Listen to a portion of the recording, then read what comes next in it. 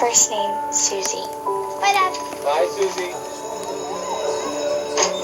You are beautiful, Susie Salmon. I was 14 years old when I was murdered You're the salmon girl, right? on December 6, 1973. Cyrus and bones, lovely bones. Dem bones, dem lovely bones. So is the work of the Lord.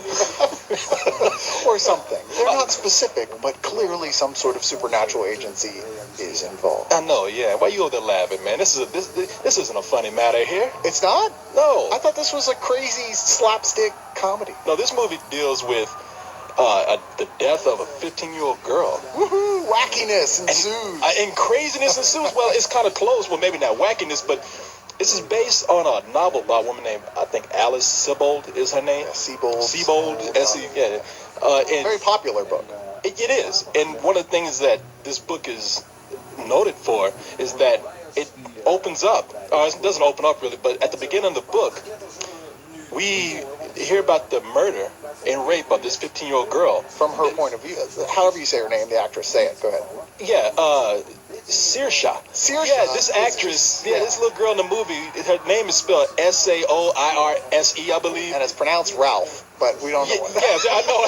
That's what I'm gonna call you. I'm gonna call her Fred. But her name really? is Saoirse? Yeah, her name is Saoirse Ronan. I'm assuming it's Celtic or something. It is. She's Irish. Because their pronunciations are very strange. Shit, I thought it was Vulcan. The way her name sounds, like this shit is not that name is not of this world. She's walking in a cornfield or some kind of field where a lot of teenagers gonna make out, and this creepy guy's following her, pulls her into this little den he's made, murders her.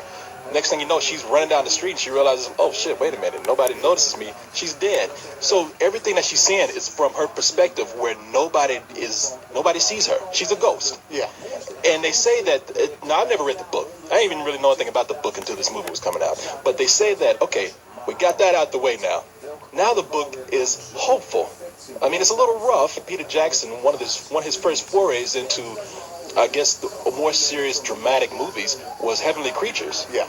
And it was about two girls who helped murder one of the girls' mothers. Yeah, and that's how the film starts there. So there's definitely some, and then it flashes back to before the. And that was Kate Winslet in that. Kate Winslet's big debut. I don't know if it was her first film, but it was her big. That was the one everyone noticed her in. Yeah, Kate Winslet made her first debut beating somebody's mom over the head with a brick. So in this film, it takes place in 1973, and as we mentioned, we had this actress, Saoirse Ronan. I hope I said her name right. Fred.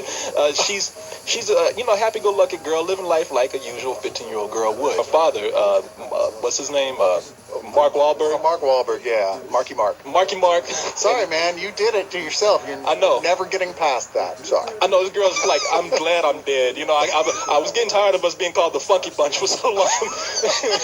But no, so she has her father's Mark Wahlberg, and Rachel Weisz is her mother, and she has another little sister, and this family's happy, very happy. Yeah, ideally 70s happy. Time to go to school. Okay, did you get your lunchbox, honey? A new lunchbox. I mean, you're talking about just like almost annoyingly normal. But they're a little bit too happy. I mean, they send this girl out in the worst clothes. She's running out the house looking like Rainbow Bright, like that fucking gnome hat she has on, which is the only trace that they found of her.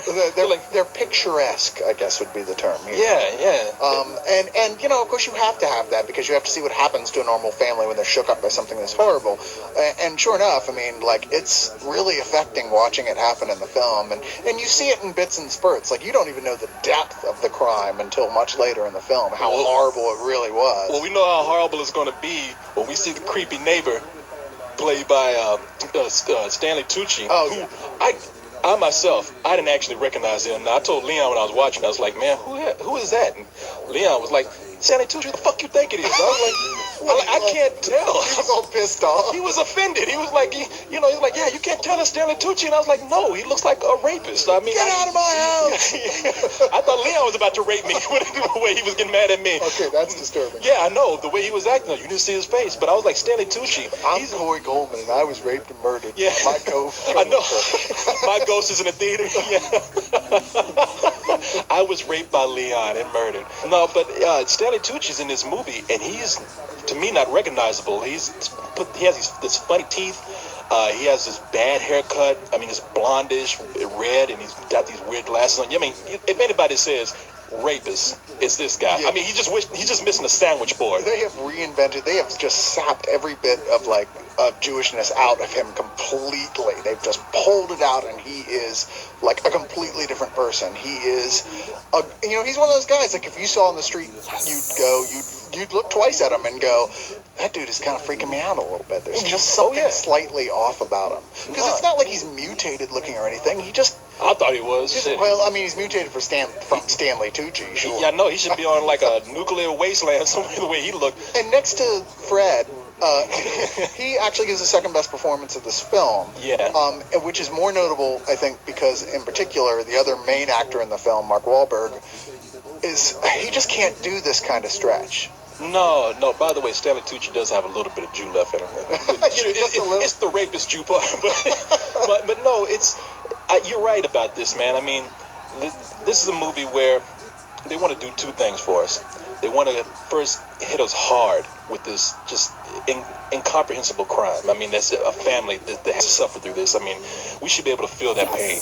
And then they want us to overcome that with this family and get to the more realistic part, I guess, of, well, life can still be sort of good. You just have to learn to move on and see the good things. And that's the message, I guess, near the end that they're trying to give you. But to have that heavy of a plateau of emotions, you go from one low end to the high and back again. I mean, it's like you need actors to carry that.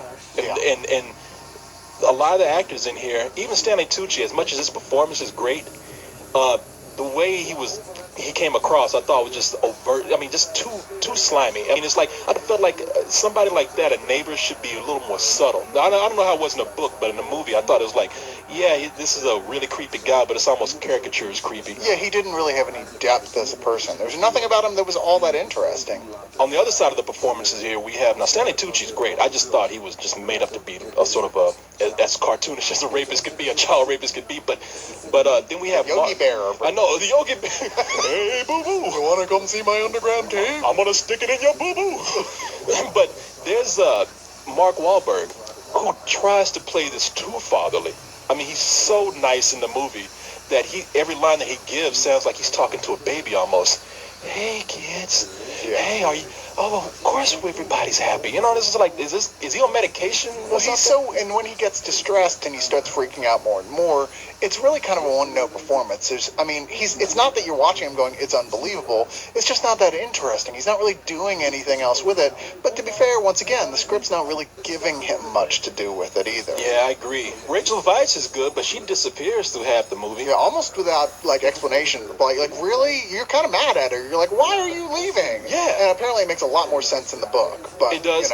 But here I was like, okay, I think she's kind of a bitch now, but the movie's never going to make me feel vindicated for that or explain it to me or give me any feeling to get over that. And I feel like a lot of the movie, elements in the movie are that. There's things, it plays with your emotions and it leaves you wholly unsatisfied. That's a good point, man, because I didn't really think about it that way. Like, I was really mad at Rachel Weisz and didn't get over that. Even when they tried to make her seem appealing again, I'm like, no, that's a bitch right there. And I was mad at it too because I'm like, no, don't go. You're one of the few good performances in this movie.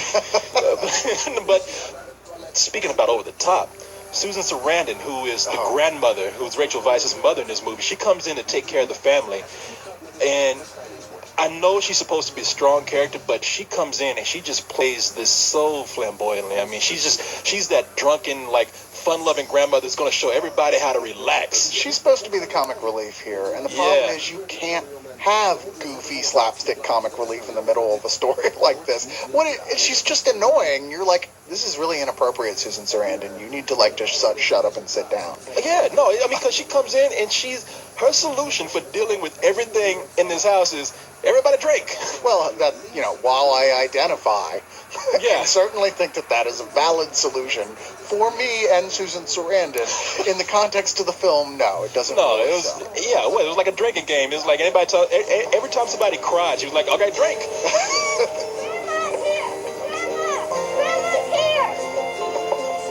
What's your mother doing here?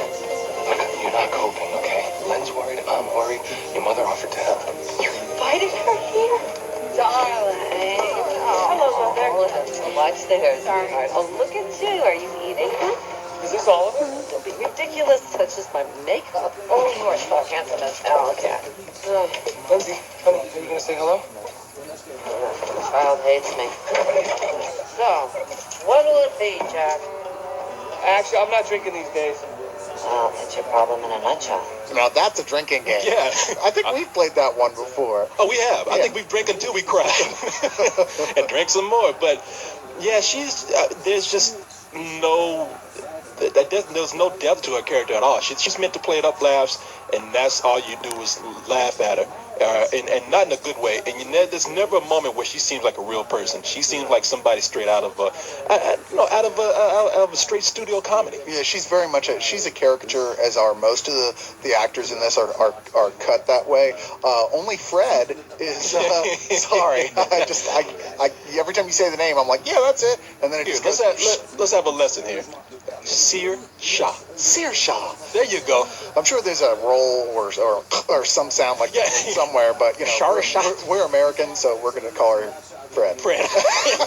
Sorry, girl. I tried to help you out. You know. Sharsha is really, really great though, and they do give her depth. They do make her an interesting little girl, but there's no reason for it. You know, I mean, it felt like this is going to be the kind of film where she's going to be able to reach out from beyond the afterlife and contact these people somehow, or help things, or manipulate the situation just enough to make a difference, where there seems to be some reason that we're even seeing her afterlife story at all. Like, we get some sort of, like it's giving us that much more detail about her life to make her story that much more important, but none of that stuff is really happening. Everything we know about her, we know in the first 15 minutes or so in the film. The rest is just filling out really minor, unimportant details, or just showing extended scenes of scenes we've already seen parts of. Yeah, and you know, we talked about this before. I could understand why she was sort of bland. I mean, because first of all, I guess it's kind of a metaphor for her being a ghost, because when she was alive, like, she wasn't very special. You get that feeling. I mean, I'm sure her family loved her, but she was kind of a middle child, or the oldest child, I think. And then she also, when she goes missing, you know, her father is running the streets asking everybody, hey, have you seen this little girl? Have you seen this little girl? And I guess at the time, missing people weren't really openly discussed or that big of a deal. Like, we weren't putting it out in the open like we are right now, like on billboards. And so I guess that was another way of trying to bring in the metaphor of her being, you know, this spirit that no one can see. It's accepted casualties for the idealistic Norman Rockwell life. Every once in a while, someone gets raped and murdered. We just shut up about it. Yeah, we just don't see it. We sweep it right under the carpet. Yeah, we're like, you're really embarrassing us, Mark Wahlberg. You're really making this whole town very uncomfortable with your whole, oh, my daughter's missing. Yeah, why don't you sound just shut up and be normal, you know? Actually, before they told the girl that, you know, so you were raped and murdered. You know, you really embarrassing the family with this. I would have liked to have seen that in the afterlife sequences, though. Look, we were all raped and murdered. Will you please let it go? Yeah, there's nothing special about you, okay? You know where you are? This is the raped and murdered club. Yeah, exactly, yeah. You are in rape land. And my apologies to any spirits who might be listening to this who were in fact raped and murdered. This is certainly not directed at them, only at the characters in this film. I can't wait to see your version of A Christmas Carol tonight. You will be visited by 3 rapists. Cyrus! Shut the hell up! Playing Medal of Honor. No. Sodomy! Sodomy! Really? What channel was that on? But now let's go to one of the biggest faults in the movie. I think that both of us can agree on here, which is Peter Jackson, who feels a need to bring in big special effects in areas where they're not needed. Not needed at all. We've seen the afterlife done as a sort of, a combination of things that were inside the person's head, like the idea of like it's what they expect it to be on some level, very hallucinogenic, done much better in the Robin Williams film. I can't believe I'm saying this. What Dreams May Come, which is as simple and kind of silly as that plot is. Visually, it's gorgeous, and there's a lot of great big ideas there. Can I ask you something real quick while I'm thinking about it? Sure. You being the porn expert that you are. Yes. Is there a... God, I'm the new porno Cyrus. That's right, you know. Is there a porno title out there called Wet Dreams May Come? if there is, I should look for it. That would be good.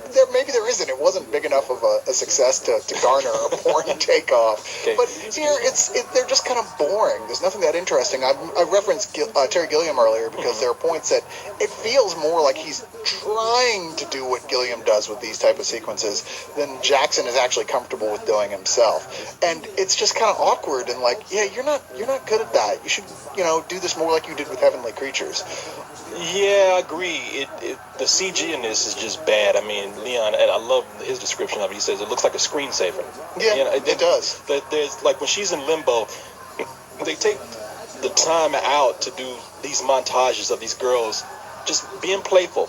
And there's scenes of them walking down the red carpet, dressed up all fancy. They're on the covers of teen magazines, and they buy these like really just luscious trees that have these fantasy birds, and it's like, something. This scene is nothing but them just parading around. It's like they pretty much just might as well look at the camera and say, "What do you think about these special effects?" There's nothing interesting. It feels like, in fact, that scene in particular you're talking about with where they're all like getting all their dreams, living all that out with like people taking pictures of them and everything.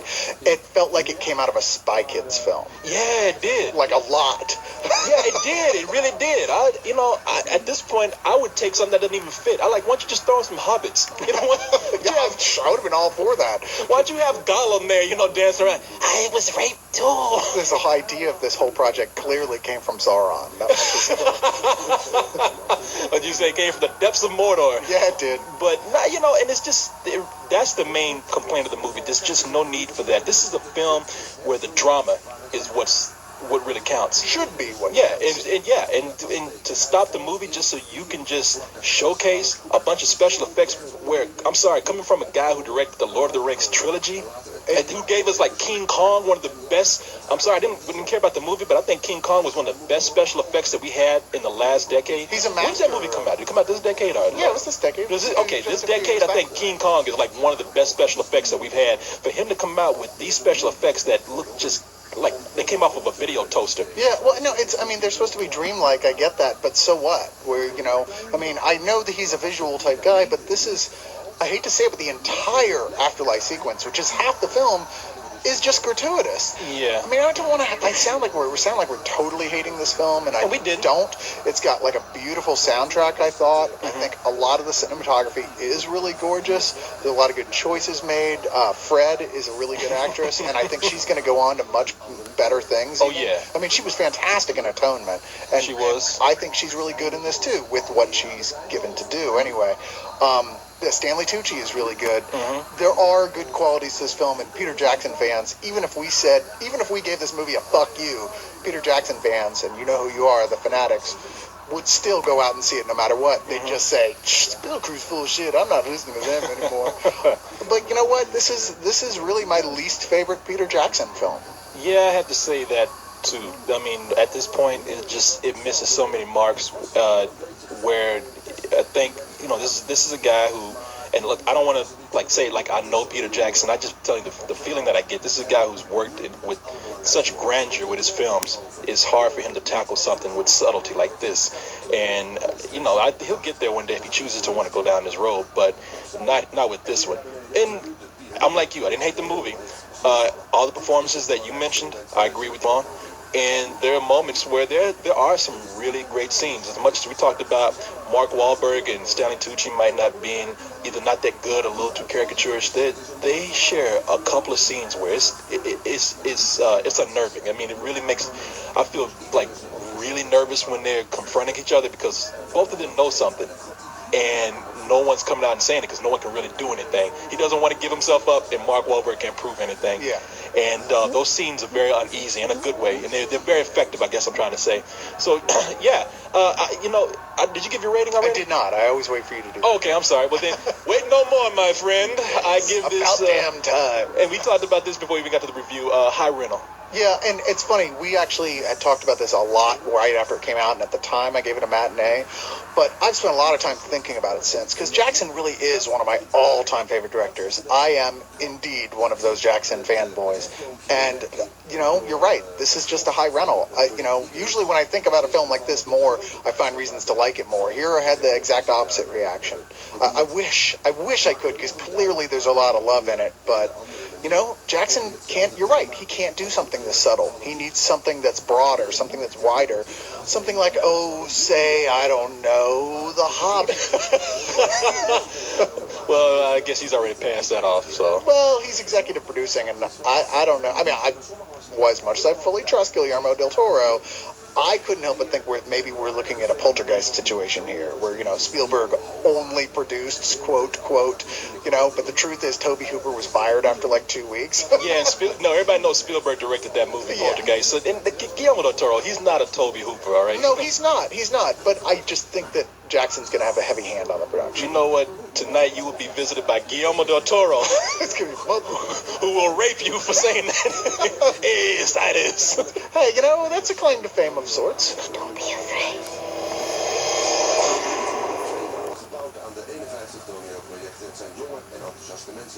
Look at me. Smile. My name is Salmon, like the fish. Okay, shipmate, take it away. First name, Susie. Bye, Dad. Hi, Susie. You are beautiful, Susie Salmon. I was 14 years old when I was murdered You're the salmon girl, right? on December 6, 1973. Cyrus and Bones, lovely bones. Dem bones, Dem bones. dem lovely bones. So is the work of the Lord. Or something. They're not specific, but clearly some sort of supernatural agency is involved. I know, yeah. Why you over there laughing, man? This isn't a funny matter here. It's not? No. I thought this was a crazy slapstick comedy. No, this movie deals with the death of a 15-year-old girl. Woohoo! Wackiness ensues. And craziness ensues. Well, it's kind of close. Well, maybe not wackiness, but this is based on a novel by a woman named, I think, Alice Sebold is her name. Sebold. Sebold, S-E, yeah. And Very popular book. it is. And one of the things that this book is noted for is that it opens up, or it doesn't open up really, but at the beginning of the book, we hear about the murder and rape of this 15-year-old girl. From her point of view, however you say her name, the actress, say it. Go ahead. Yeah,